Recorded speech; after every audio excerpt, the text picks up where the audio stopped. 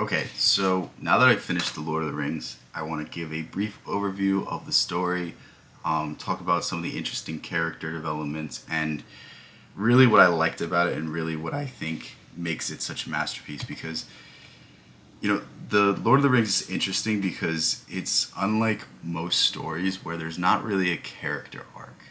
Like, the characters don't really ever change who they are, you kind of just see who they are. In the sense that, like, most of the time when a character does something heroic, when a character self-sacrifices, it's a long journey of them starting off as selfish, them kind of having their ego humbled, and eventually in the end they redeem themselves through self-sacrifice. And that's the classic hero's journey. But there's not really a classic hero's journey in the sense of the way we normally see it in The Lord of the Rings. And what I mean by this is that basically all the characters kind of just reveal who they are. They don't really change attributes at all. Samwise Gamgee is always just a great friend and someone that is going to do whatever he needs to do to help out the people around him. You know, Frodo is someone who is going to be incorruptible. Aragorn is someone who was born a king and then becomes the king. Gandalf was somebody who was already powerful and becomes more powerful.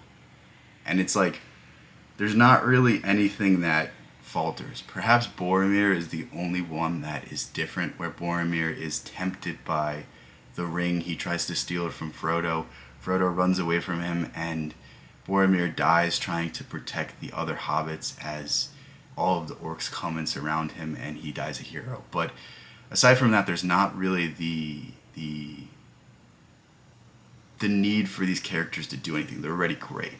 And that's what I find so interesting about these tales, because I thought it was going to be something that was boring for this reason. Like most of the stuff I've ever read, any sort of heroic characters were not always heroic. There was always some sort of training. Like, you don't see any training montages. You don't see any signs of failure. You don't at any point see any weakness from Gandalf or Aragorn or Legolas or Gloin. I think that's how you say it. But there's no faltering. And to many, this might sound boring, but it's just so fascinating because the world that they live in and the insurmountable forces of evil, and that these people can persist being so good in spite of evil. And this almost brings up the necessity to talk about one of the more interesting characters of The Lord of the Rings. He was not in the movies, if you've watched the movies and you haven't read the books, but we'll talk about Tom Bombadil. And Tom Bombadil is super interesting because he really serves no purpose in the story. He gets them out of like a little bit of danger. He protects them for a little bit, but like he's not really necessary for the story. Like Tolkien could have kind of cut this whole section out and nothing would have suffered. The story wouldn't have been any different. But the reason Tom Bombadil is there is simply for the fact that he represents the incorruptible. Like, there's a moment when Frodo puts on the ring in front of him and nothing happens. Bombadil touches the ring and it doesn't corrupt him. It doesn't give him the idea that I could have this power and I could use this power to get whatever I want and start the seeds of corruption, start the seeds of becoming a villain, of becoming someone that's not good. And it's funny because Frodo talks to Gandalf at one point. He goes, "Why don't we just have Tom Bombadil bring the ring to Mordor? Why don't we just have him get rid of this great evil?" And Gandalf says he doesn't care. And it's even worse to give him the ring because it may not corrupt him, but he doesn't care about defeating anything. He doesn't care about doing anything. And he would probably lose the ring and it might fall into the hands of evil. And it's just it's so funny, and it's such an interesting character because he's unlike anything that you've ever read, and it just goes to show like the world building of Tolkien. Like, how many other authors include a character simply for a moral lesson like this? Include a weird person that is just so out there that he is notorious as one of the weirdest and one of the most irreverent sections of one of the greatest novel series of all time. And it's like, it's really funny. And, this goes into, a lot of differences that were between the movie and the books, because I talked about Tom Bombadil not being there, and as I'm reading this, something that struck me that kind of ruined a great I don't know if this is part of the ending or I don't know how you describe it, but like a great plot point, a great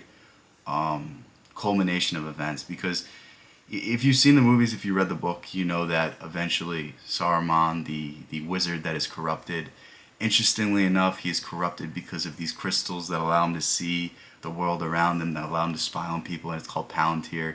I'm looking at you, Peter Thiel. His company's called Palantir, and it does the exact same thing. If that's not Orwellian, I don't know what is. But anyway, he's corrupted by this great power, and he seeks out more and more and more and more power, and he's eventually defeated. And basically, there's a culmination where he's stripped of all his powers, where he's no longer a great wizard, and he's basically wasting away to nothing. And at the end of the Return of the King, they return to the Shire, and they find out that Saruman has basically taken over the Shire and industrialized it and made it a place that was unlike what the Frodo and Sam and Merry and Pippin left when they went on this journey. And it's so funny because I really think this is the culmination of the entire story. And it's quite unfortunate that it was taken out of the movies because I think it really damages the character growth of Frodo. Because throughout the course of this story, you see the ring weigh on Frodo. You see it change him. You see it corrupt him. You see it make him have less energy, have less will, have less hope and vigor for life. And, you know, at the end of destroying the ring, at the end of this great journey back, he's met with one of his enemies, and this enemy has slighted him time and time again. And instead of wanting revenge, instead of, you know, telling everyone to, you know, get rid of Saruman, we'll just say, he says, Saruman, you're free to leave. I don't want to give you the satisfaction of getting revenge. I've seen what revenge does to people. I've seen how it destroys people's lives. And I'm just going to surpass this. And this is, you know, where I see really a lot of the Christian messaging, at least from my own perspective. But interestingly enough, Saruman does end up, you know, having a quite unfortunate fate because his friend Wormtongue gets back at him. But basically, it's a great sign of growth, and it's a great sign that Frodo was able to endure hell and back and still came out perfect, still came out a hero, still was not holding a grudge, was not holding anger, was not holding jealousy, was not seeking revenge. And it's the idea of forgiveness. It's the idea of allowing the world to make you suffer and staying happy, staying curious, staying pleasant, being able to forgive everything and everyone around you. And I really thought it sucked that the movies did not include this part, because I think it's one of the strongest themes throughout the entire work. And I really think that, you know, had the movies captured this, then perhaps it would have better represented the spirit of Tolkien. But, you know, anyway, I think I gave you a few things to run with when you read these works. I think I gave you a few interesting ideas to talk about. I know I didn't talk too much about Gandalf. I didn't talk too much about Aragorn. I think those are two of the more interesting characters, but I think I hit a lot of the stuff that stuck out to me. The last thing I'll say about this work, I'm not sure if I mentioned it earlier, but Tolkien's idea of allegory is that when you read something, the author is intending you to perceive this exact event. And I thought allegory was something different. Maybe the classical definition is different than my interpretation. But basically what Tolkien was saying is he wanted to create something that could be seen by everybody, that could be read by everybody, and they could get what it meant.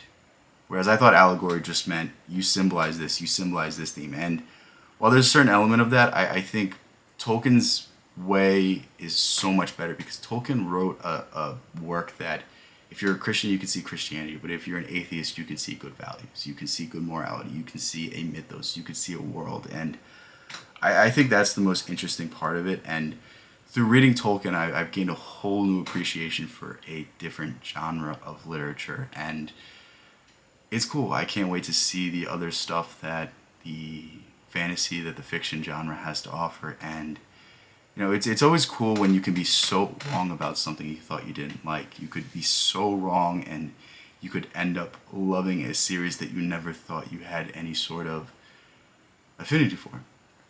And yeah, with that said, hopefully this inspired you to pick up the Lord of the Rings.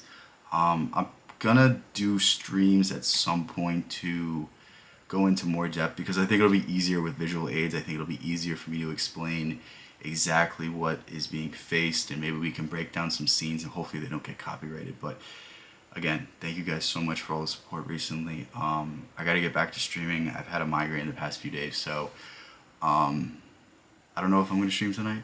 And it doesn't matter because by the time you guys see this video, it's going to be the next day anyway. But yeah, stay tuned for me to start streaming again and start being more active again because I have a whole lot more free time and it feels good to be back. It feels good to be doing the things that I enjoy doing, reading, talking about the things I like reading, talking about the themes that really stood out to me, and inspiring others to find the same experience. I think it's such a cool concept, and I think it's definitely something that I'm going to keep doing.